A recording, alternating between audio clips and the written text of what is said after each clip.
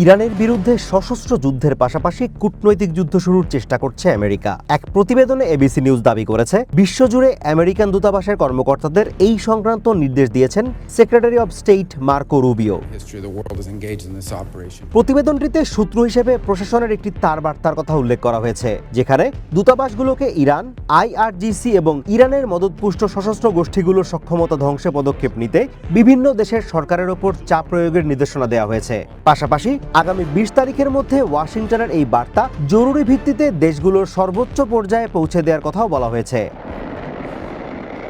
ইরানের বিরুদ্ধে সামরিক অভিযানের জন্য ট্রাম্প প্রশাসন আন্তর্জাতিক সমর্থন সংগ্রহের চেষ্টা চালিয়ে যাচ্ছে, বিশেষ করে হরমুজ প্রণালীকে সম্পূর্ণ উন্মুক্ত রাখার জন্য একটি জোট গঠনের বিষয়ে। সোমবার প্রেসিডেন্ট ডোনাল্ড ট্রাম্প জানিয়েছেন, সাহায্য করতে সম্মত হওয়া দেশগুলোর একটি তালিকা শিগগিরই ঘোষণা করা হবে।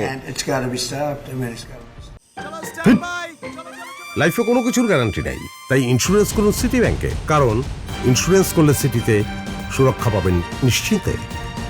কূটনীতিকদের কাছে পাঠানো রুবিওর এই বার্তায় ইরান বা তার মদতপুষ্ট গোষ্ঠীগুলোর সম্ভাব্য হামলার ঝুঁকির বিষয়ে বিস্তারিত কিছু বলা হয়নি। তবে এতে জোর দিয়ে বলা হয়েছে, এই হুমকি মোকাবিলায় একটি সম্মিলিত পদক্ষেপই হলো সর্বোত্তম কৌশল। ওই বার্তায় দাবি করা হয়েছে, ওয়াশিংটনের পর্যালোচনা অনুযায়ী তেহরান নির্দিষ্ট কোনো দেশের তুলনায় সমষ্টিগতভাবে নেওয়া পদক্ষেপগুলোকে বেশি গুরুত্ব দেয় এবং নিজেদের আচরণ পরিবর্তনে বাধ্য হয়। সেখানে আরও বলা হয়েছে, মধ্যপ্রাচ্য ও সারা বিশ্বে ইরানের যে সন্ত্রাসী কর্মকাণ্ড চলছে তা থামানোর জন্য এখনই কাজ শুরু করতে হবে, কারণ বর্তমানে পুরো বিশ্বের নজর এখন এদিকেই। এই গুরুত্বপূর্ণ সুযোগটি হাতছাড়া হতে দেওয়া উচিত হবে না বলেও বলা হয়েছে ওই নির্দেশনায়।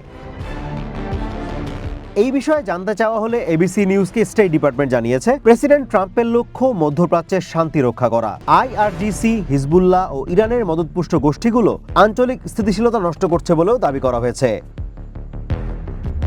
কূটনীতিকদের পাঠানো বার্তায় অপারেশন এপিক ফিউরির মূল লক্ষ্যগুলো তুলে ধরতে বলা হয়েছে। জোর দেওয়া হয়েছে ইরানের পরমাণু ও ক্ষেপণাস্ত্র কর্মসূচি ধ্বংস করা এবং তাদের প্রক্সি নেটওয়ার্ক ও নৌ সক্ষমতা কমিয়ে আনার ওপরও। Azimur Rashid Kanak, one international desk.